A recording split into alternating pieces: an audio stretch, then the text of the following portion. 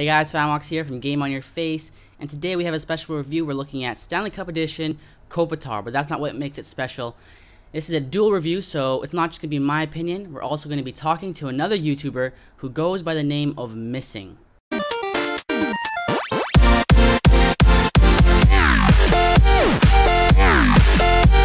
The rules are the same as always. He will play on a 99 chemistry line for 5 games and will not be assigned any boosts or a captaincy card. Except this time, Missing will also play Kopitar, and he will throw in his input as well.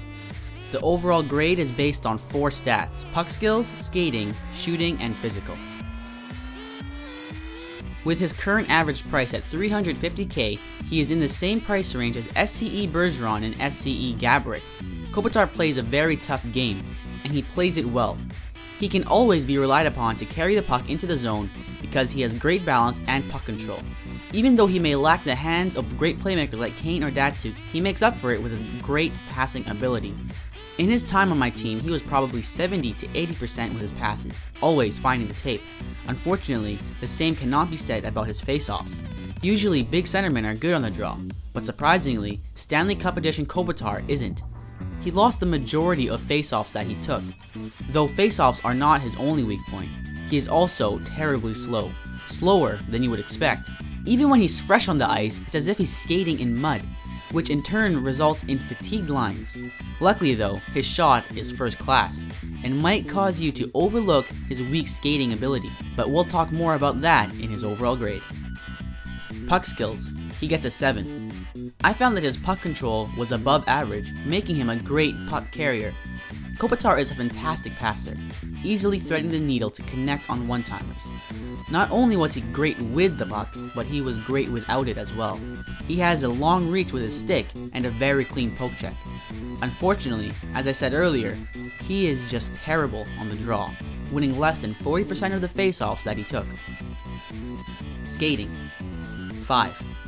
I think that this is one of the worst skating grades that I have handed out so far.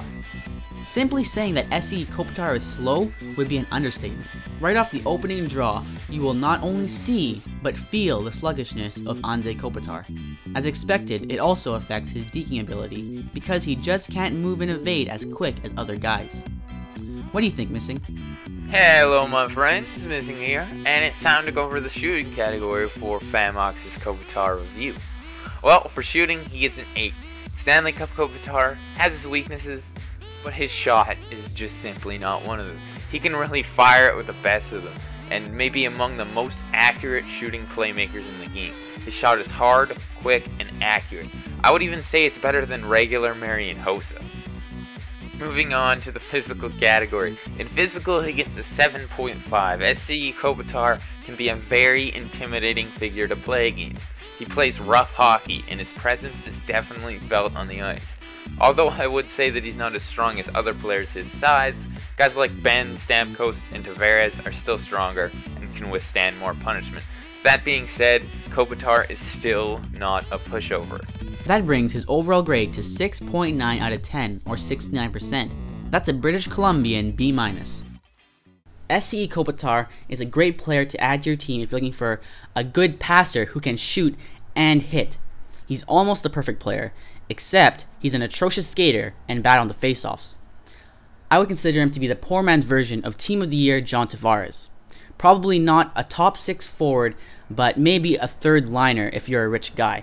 But definitely not a good investment if you're someone who's hovering around the 300 to 400K mark. However, if your heart is set on Stanley Cup Edition Kopitar, then I would say play him on the wing and surround him with faster players. Yeah, I think Kopitar makes for a solid winger. Sure, he is a great playmaker, but he can also double as a sniper as well. But as Famox already said, he, at this moment, may be asking a little too much price for what he brings to the table. I say wait for the imminent market crash and pick him up for a cheaper price later on in the game. So this concludes our SCE Kopitar review. I would like to thank Missing for coming out and joining me on this one.